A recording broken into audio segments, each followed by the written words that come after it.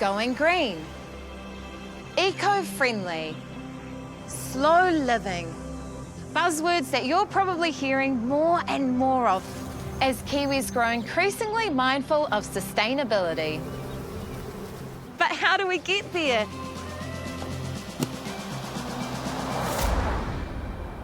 Welcome to My Dream Green Home.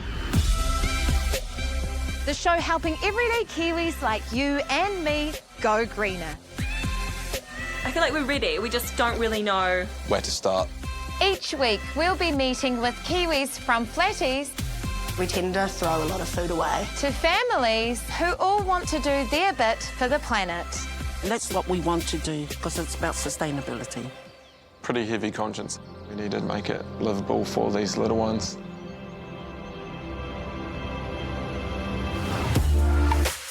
They'll come here to our beautiful HQ. We just bought our first home. What is your dream for it?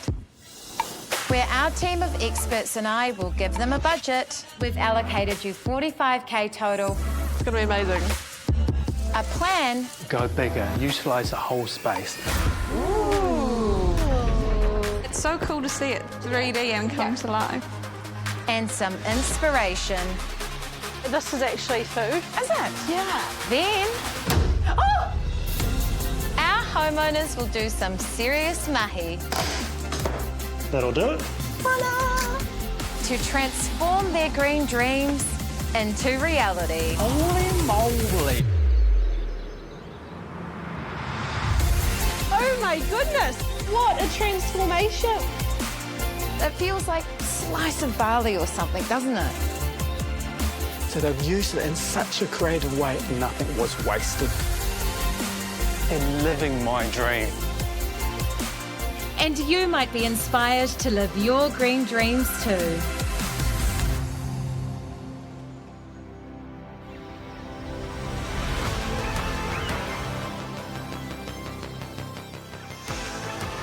This week, I'm meeting a fabulous young Auckland couple who want to make a difference. Tiki mai. Sarah and Aaron. This is not your first time dipping your toe into a sustainable journey, is it? No, in fact, it's sort of like the culmination of 15 years of trying my best at being an activist. Sarah's a researcher and Aaron's a lighting designer. They've been together 7 years and are both avid Greenies. So I used to work for Greenpeace for quite a while. I was a vegetarian and vegan for like 13 years of my life. My sort of awakening to social justice and environmentalism and so on happened when I moved to Paris when I was 16. It didn't feel like it was impactful enough to just be studying. So I did what a lot of privileged, tertiary educated white girls do and went to a foreign country to volunteer. I've had to find different ways to do my bit, I guess. It turned out to be really difficult because I was basically a 21-year-old with no idea about life, telling a bunch of people who'd lived off their land for 600 years how to do that better or more sustainably. And I think miserably failing at it, but at the same time being more and more realistic, I guess, about what's possible. Tell me about your living situation now. What's your lifestyle like? Well, we just bought our first home. Congratulations. Thank you.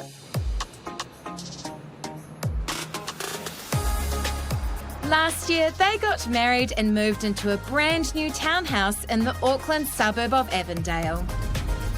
We were very fortunate, with help, to buy a new build. One of the reasons for that was that it's double glazed, it's insulated. We wanted to reduce our consumption, and so that's power, that's water. And high-density housing is good for the environment, it's good for the city life, it's good for local business. It is the future, and we're stoked that we are in our little townhouse.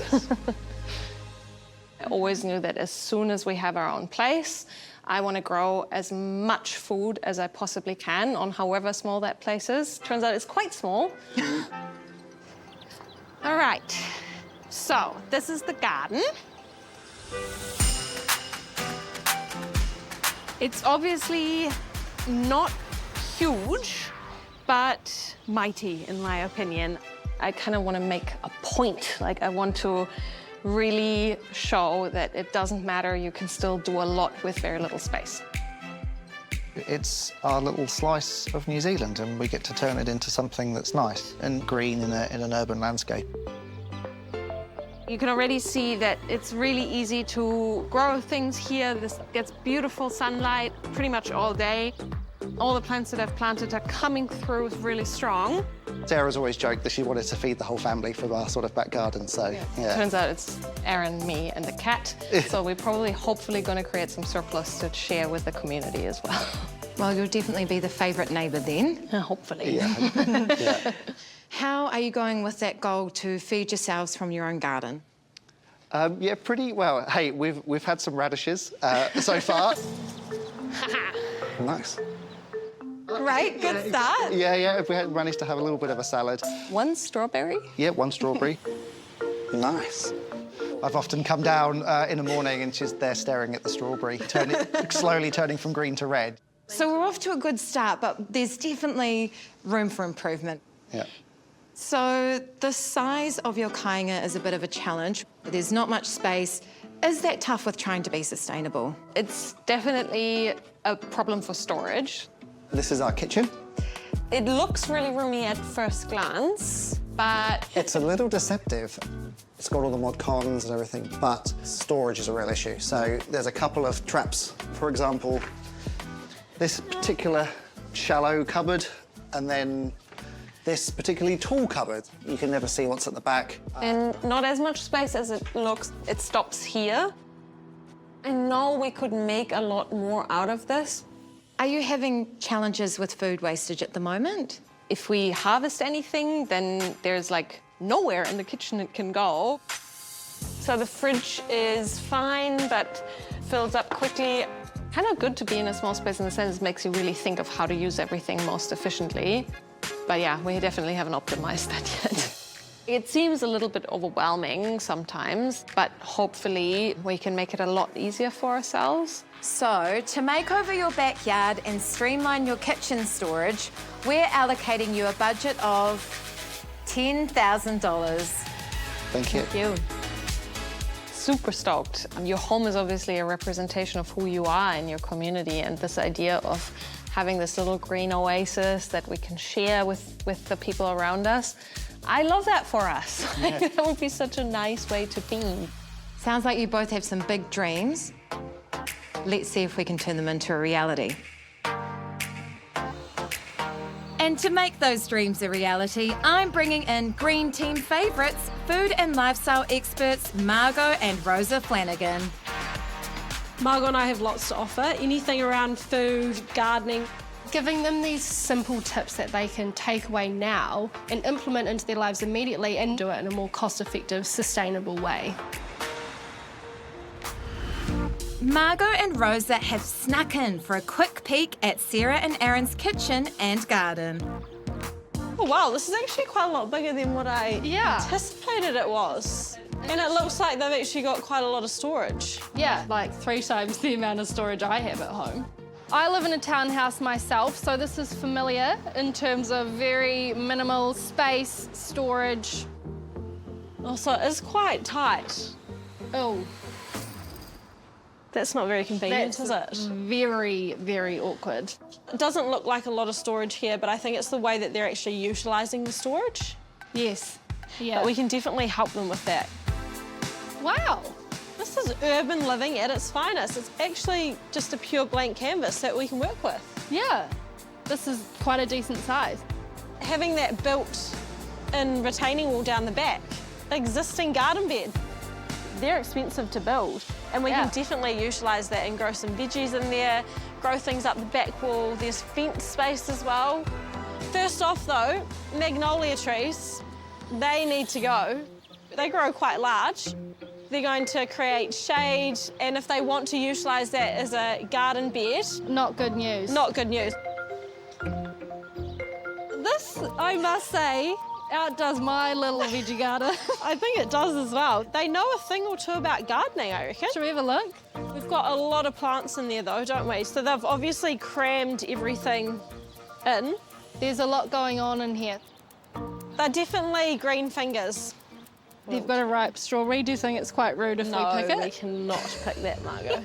We can give them so many extra little tips to help them make it even more sustainable and user-friendly. Between you and me, I don't think they like the lawn. It's not very maintained. No. So they might even want to get rid of the lawn. A challenge that could arise for Sarah and Aaron in the garden is definitely their soil type. It's very clayey and very dense. And then over here is obviously a really nice wee paved area that I'm sure they would love to entertain on. They've got a barbecue there, so I think if we can try and stay clear of like having lots of pots and garden equipment, kind of tidy up the area. That's the thing in these urban living environments, isn't it? There's very minimal storage. There's lots of ways that we can utilise the space.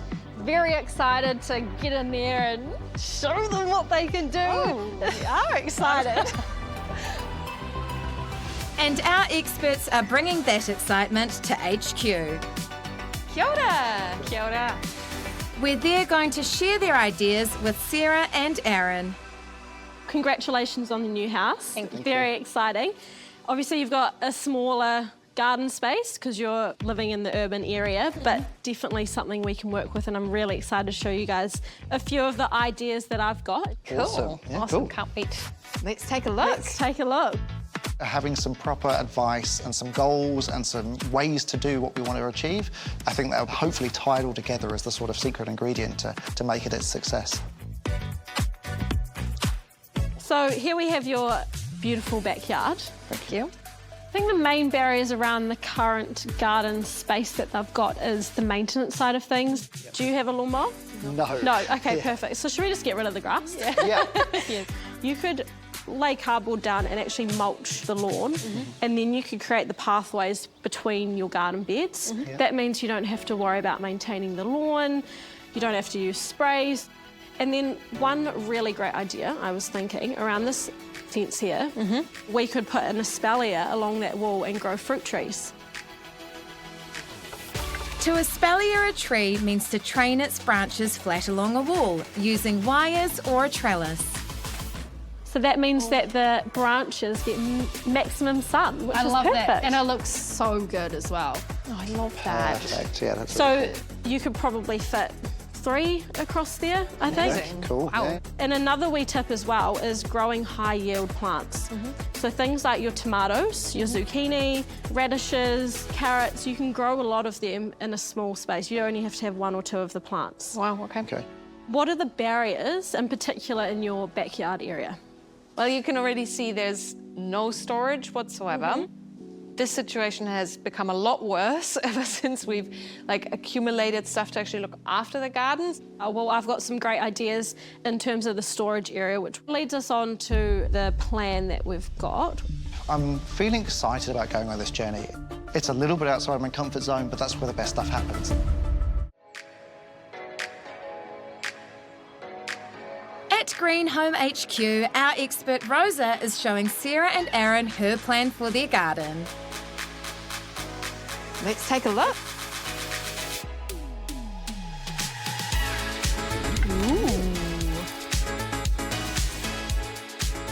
Obviously, this is a bit of a mock-up around what we could potentially do.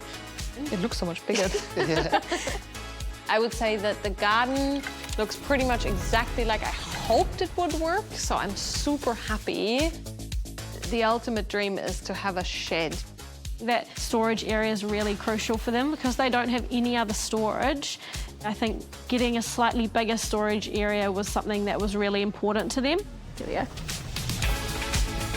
I love it over there. This is perfect, because I'm imagining that over time, hopefully we can grow stuff on top. I just imagine this sort of green wall. How do you guys feel hearing Rosa's plan for your Marta, for your garden? Excited. That's awesome. Excited? Yeah, it sounds really cool. And the lack of lawn is great because growing up, that was 2 hours every Saturday. I can relate with that. Yeah, you know, and sort of doing the chores for mum and dad. Rosa, these are some great big ideas for this little garden, and I can't wait to see what you two do with them. Cool, thank you. Thanks, Rosa. Thank you. Now there's an end goal that we can see, but it is daunting because we have really busy work lives and demanding jobs. Hello, guys. Kia ora. Kia ora. Now Margo's here to help them make their kitchen space more efficient and sustainable. We're going to make the kitchen awesome too. Should we pull up some pictures? Yeah. So first is shoe storage. So this is only this deep. And this is nothing because that's where the extractor fan is. So really that's all we're working with. I'd like to be able to reuse things properly and also, you know, cut down on that sort of plastic and cardboard sort of wastage.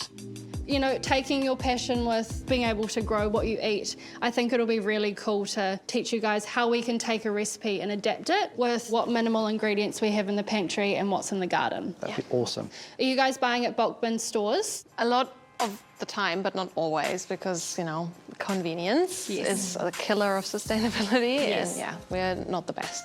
I find shopping at bulk bin stores is a lot more cost effective. And use this small pantry to your advantage. By rotating your grains, you start gaining the confidence to use a recipe as a guideline and substitute what you have in the pantry. You don't need a big pantry.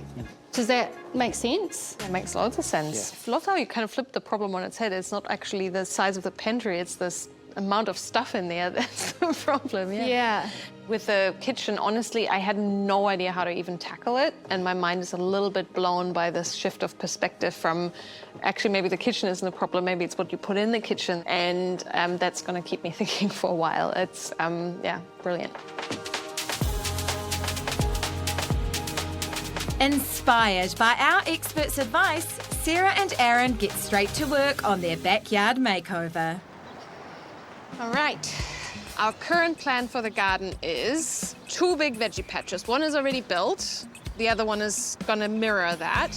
Are we going to put a sort of covered garden bit here, aren't we? Yes, yes, exactly. So there's this winter garden-y thing. Yep. I really, really love the idea of the Espalier. I'm sorry. Espalier, I don't know. Espalier. Yeah, it sounds like something from Harry Potter, doesn't it? Yeah. Espalier away. Yeah. Peach tree here. Peach tree in the hole. Fig tree there. And then we have the apricot tree over here. Yep. Have some big pots with citrus. Cool. And what are we doing on the back here? Is this where all the berries and stuff are going? Yes, raspberries and blackberries and maybe passion fruit. Passion fruit needs a lot of light, but hopefully it'll thrive. Yeah, we shall see.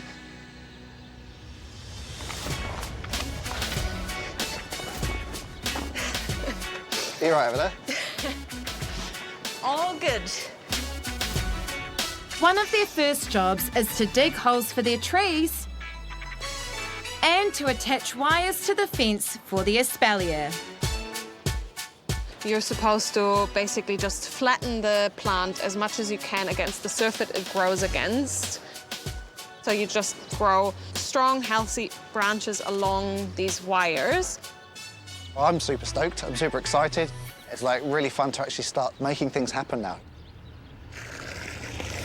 But they've struck a problem. It's literally going nowhere. It's like sitting in a clay pot. This area has heavy clay soil, which can be a nightmare to work with. The soil's been pretty gnarly. It's been pretty compacted, so that's not a great start.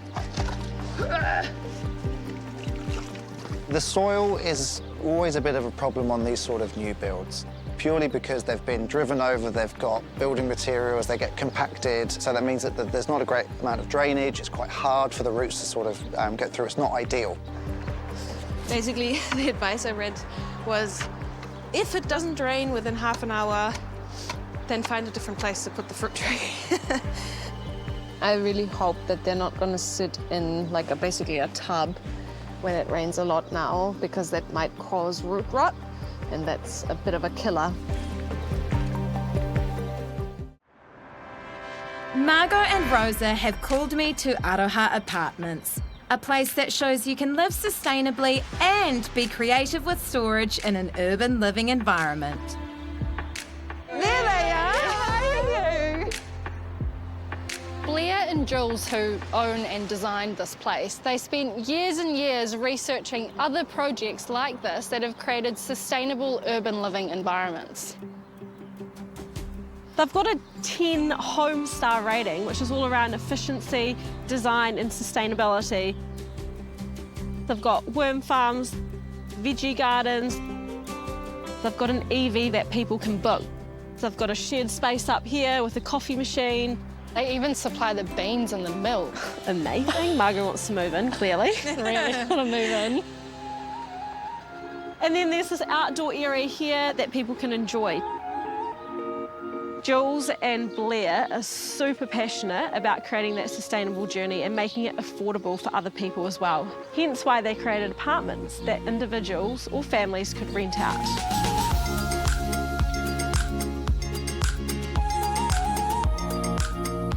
Wow, look at this beautiful apartment, Ree. This is nice. On this land, Jules' mum owned an old bungalow. When they knocked it down to build the Aroha apartments, they repurposed 90% of the house. Wow. So if we look at these handles here, these are all old rimu from the bungalow. No way. Yeah. And another really cool point was that they repurposed the frames and sent them to Tonga after the cyclones. Wow. What I really love as well is how they manage their waste. They've broken up the bins into their recycling, their worm bin, their landfill, and their green cone waste, which is things like your meat and your bones. Simply by separating your bins out like this, you only produce a third of the average Auckland's household waste that goes to landfill. So these concrete blocks absorb all the sunlight during the day, and then at night they release the heat. So there's actually very little heating that these apartments need. People end up saving money here, and it's all because of the sustainability practices that they've put into place. The residents here save, on average, $1,800 per year compared to the normal Auckland home. So how can Sarah and Aaron take inspiration from this place? The Aroha apartments are the prime example of how community can really come together, and that's something that Sarah and Aaron really want to strive for within their urban living environment as well. 10 home star rating. They also get a 10 Rhiannon star rating. Oh, that's a hard one. That's impossible to get, really. It is. It's actually the first one I've ever given out, if you can believe it. I'm even more excited to see what Sarah and Aaron can do and how sustainable they can actually be, because that, at the end of the day, is something they're really passionate about.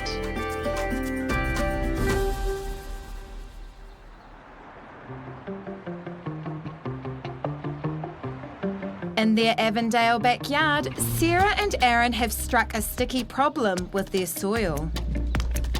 The soil is always a bit of a problem on these sort of new builds. The developers want you to pay for the house, not the garden. So soil is one of the things that it happens, right? It's flat and they put something on there. So really what we've done is we asked farmers, who are very helpful, and we got some gypsum, which is going to hopefully turn that clay into usable soil. What? Sorry. It's all right. And then what we've really concentrated on is the potting and sort of nutrient-rich, so it's got a bit of a bowl in there to sort of grow in, and then we'll give it the best chance we can. All right, moment of truth. Figs going in. Yeah? Yep. Cool. Gypsum is a natural mineral used to improve soil structure, aeration, and water retention. By slowly releasing calcium and sulfate, it improves the structure and consistency of clay-heavy soil, making it much more suitable for growing produce.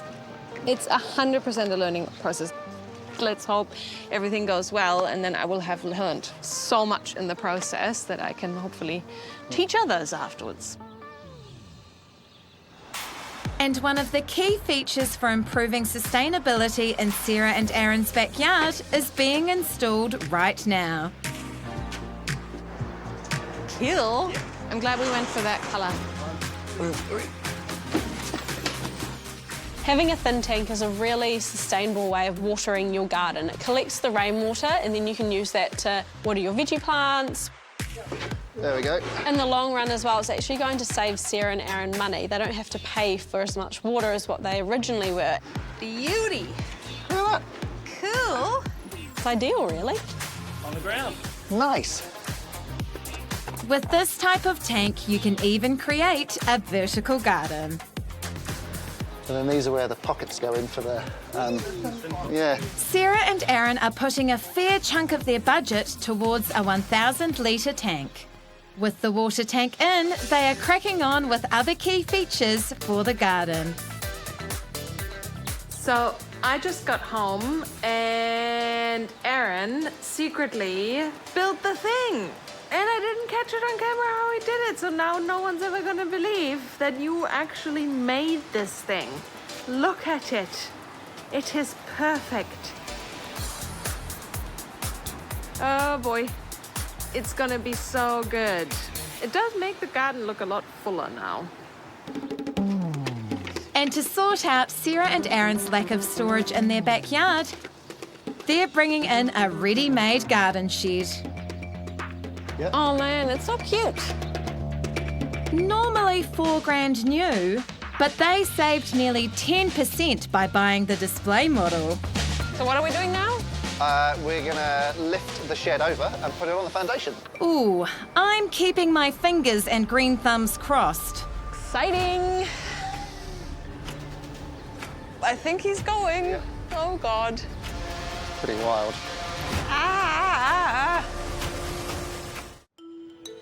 It's getting bigger the closer it gets. It's like, oh, hang on, yeah. To solve storage issues in their backyard, Sarah and Aaron are the proud owners of a new garden shed.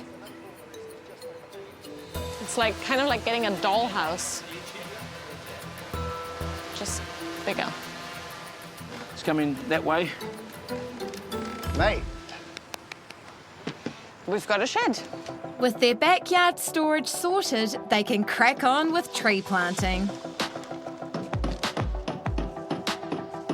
Okay.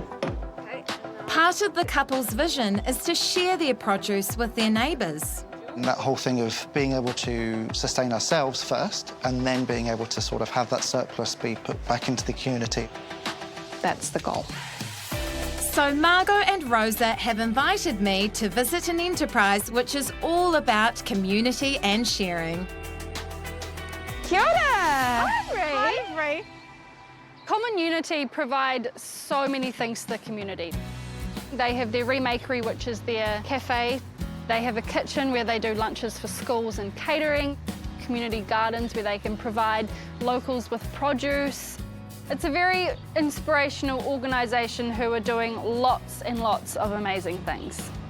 One of our favourite things is the no shit sharing shelf. Shush! How dare you? What is that? So what they do is they have volunteers that come in 3 times a week. They drop off the food and then the wonderful people at the Common Unity, they divvy it out throughout the week. Sarah and Aaron really want to create that community vibe, so I think this would be a really good step. If they grow surplus veggies, so more than what they need for themselves, this could be a really nice way to feed their little apartment block and get that community vibe going. Please take what you need and give what you love but don't need. Oh, I'll put you in there then. Come on, in you go.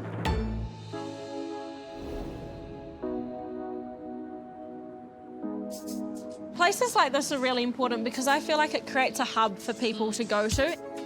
You know, for those people that might not have the space to grow their own kai or have the confidence to start or the education or the skills to start, this is a place that they hopefully feel welcomed to come to learn those skills and to share those skills with other people. How amazing is this? It's massive. It is huge. They have some amazing volunteers who grow the seedlings right from the seed, planting them, tending them, pulling out weeds and then harvesting the veggies as well to then go on to their local communities and give them beautiful kai. Sophia, what's the name of the program that you're doing here at Common Unity? Rātarangatahi. It's just the basic training for any young individual who needs a quick jump start in life. I didn't know what to do before I came here. Like, I didn't know if there was anything out there for me that'll benefit me in a good way and put me on the right path. But I see a lot of people encouraging me and, like, you know, sending me little poems saying how good I'm doing, even if it's just the smallest thing like gardening. If there are people at home that are in the same position as you, what tips would you give them? There's more to life than meets the eye. Like, you don't always have to live off takeaways, because I used to. How does it feel when you're eating the food that you've grown yourself? Like the biggest accomplishment of my life. Yeah? It's good to, like, provide for other people. You put a smile on somebody else's face. I think it's very inspirational. Common Unity is a really good example of what Sarah and Aaron are trying to achieve. The community garden, that social sustainability aspect, everyone working together and providing kai. I think at the end of the day, that's exactly what they want out of this project that they're doing.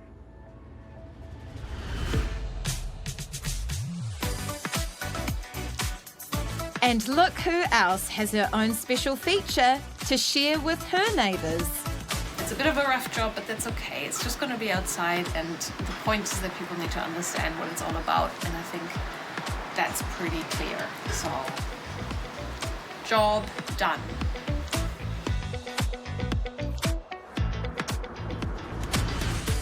Margo and Rosa are back in Avondale with a treat for Sarah and Aaron.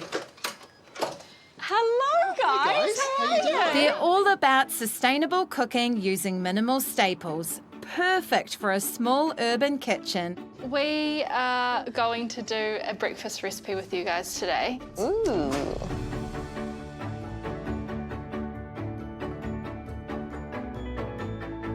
The great thing about this recipe as well is that it actually doesn't require any cooking. Really? So you literally add everything to the bowl, mix it together, put it in your fridge, and you're good to go. Sweet.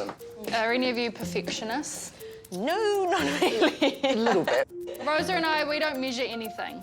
See, it's not always necessary. I'm just going to guess this is roughly 1 cup. How are you feeling? Is this okay? Yeah, it's fine, that's fine. If their message is simplicity and the food looks delicious, then let's give it a go. Breathe. So, you can do it. 1, Yep, just like that. 2, Yep. 3, 4. Perfect. Yes. Oh my God. How easy is that? I feel like you're fine. changing my entire relationship with this advice. I love it. And then we've got our pumpkin seeds. You can use sunflower seeds, walnuts, almonds, whatever you like. You've got to be intelligently lazy with what you're buying. So Rosa and I, we always recommend people have 2 grains, 2 nuts and seeds, pantry staples that you actually use, and rotate those things. Then we've got our honey as our sweetener, so we need 2 tablespoons of this. We don't actually have measuring spoons. We just use our normal cutlery that we've got in our kitchen. Gotcha. Minimal dishes, love it. Sustainability isn't about the big things all the time, like the solar panel and the EV. It's about the smaller things as well. How to utilise your storage better, how to shop at a bulk bin store, how to meal prep on a Sunday to save you money and time throughout the week. It smells amazing. Pour this into your snap-lock container, and then we'll put it in the fridge for at least 30 minutes. I definitely can see myself doing this. Especially breakfast is one of those things that gets skipped first when you're busy. Even the feeling of having something that is reliably really nutritious in the morning and quick and easy is awesome. We've got the staples here for breakfast, but we've bought you a lot more jars, so you guys can go to your nearest bulk bin store and kit your pantries out with your 2 grains, 2 nuts and seeds. They're really passionate and keen to make a change, so I think it's going to be something they definitely take on board, and I can see that in their reaction.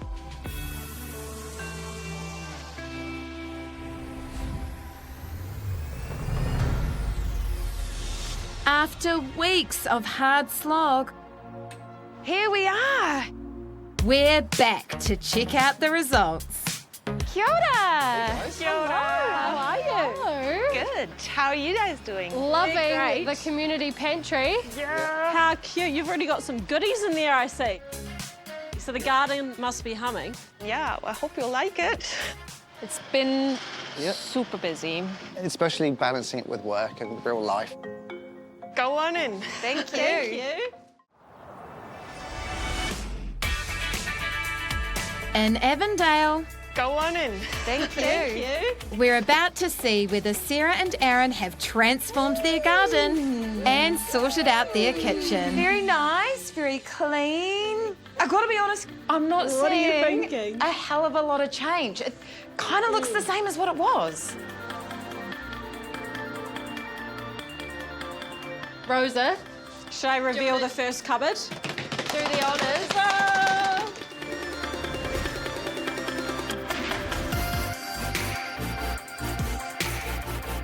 Everything's really clear, it's labelled. They know exactly what they've got. They know exactly what needs refilling as well. They had like one baking tray in this whole area, and look what they've got in there now. Originally, they thought this was a bit of a write-off cupboard because it did have no shelves and it was too thin. Couldn't have more of a perfect depth for these jars. Simply putting new shelves in that thin cupboard, such a game changer. Such a game changer. Such a game changer. Pantry number 2.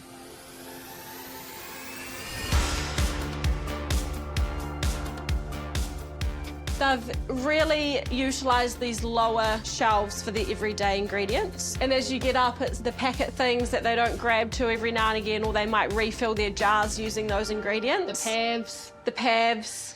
I would have the pavs on the bottom shelf. that would be a daily use item for me. They have got a small pantry. Let's not make that a negative. Let's work with what we've got, buy fewer things, and rotate them more regularly. But wait, there's more. Where? Right behind your little touche. That's fantastic. Whoa! And they've got these wee containers.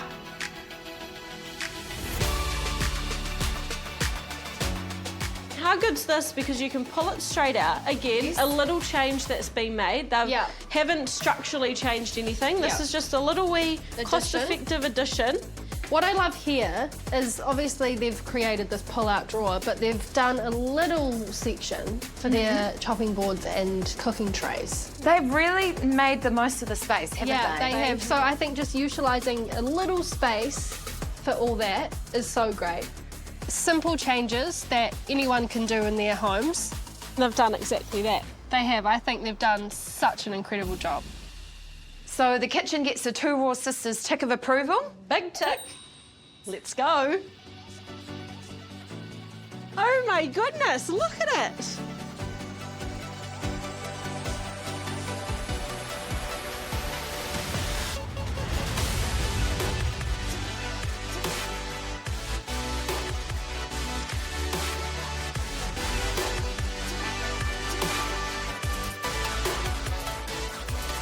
What a transformation. This is mega change. I am absolutely amazed by what they've done to the space that they had. It's a mega wow moment. So many garden beds, 3 garden beds. The shed's new. They're even utilising the fences with the fruit trees. What are these? I think these are capsicums. Tomato, and then over there you can see some corn. They've obviously done their companion planting, so they've got their edible flowers to increase pollination. Detract the pests as well. And look at these. They're utilising the space even more with these wee baskets. We've got some rainwater collection happening here.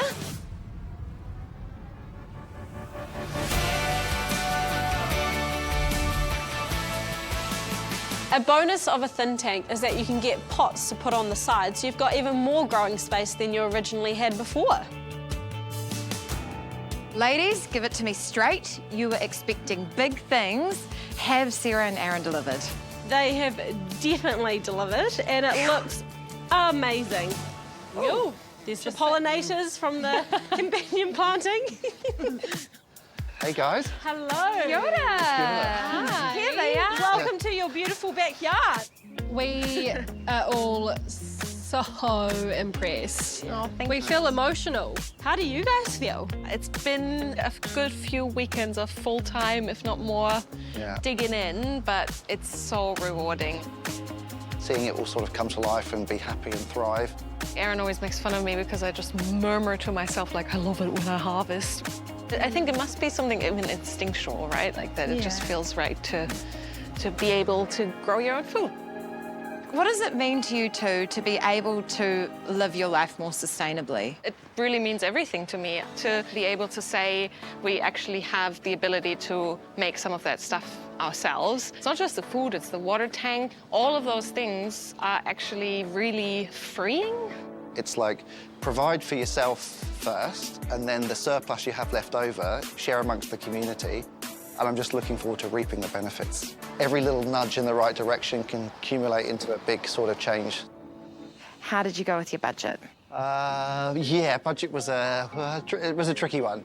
We had to make a few executive decisions as the project went on, and we went over by about $7,000. Yeah, but it was all very informed decisions on the basis of if we're doing this, we're doing it right. Is it worth it in terms of the satisfaction, the feeling that you're being sustainable? Yes, worth it.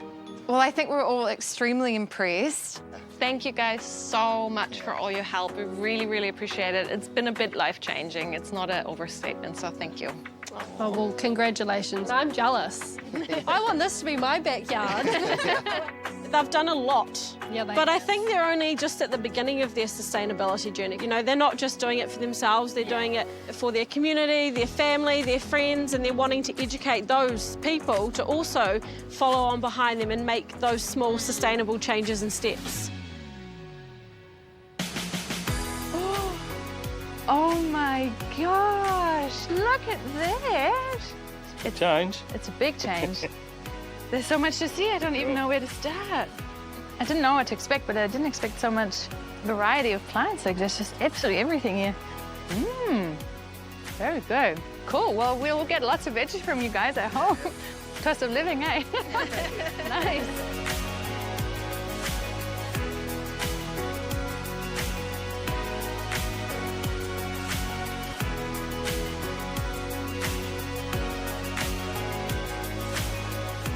That first harvest is going to be great, but hopefully it'll be the first of many. And that's the big goal. Yeah.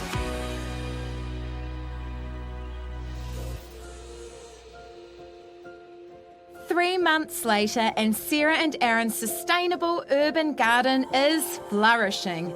And they are most excited to be providing for others and sharing produce with their community. Next time, Our home means everything to us. it's one of our most ambitious makeovers yet. Where do I even start? It's a big job, all right. We head to Northland to help one family. So this is potentially what you guys could have. Oh, wow. Tackle their home head on. You got a licence to drive in? No. To create a sustainable space. Also to share that with our whānau and our community. You're speechless. I just don't know what to say.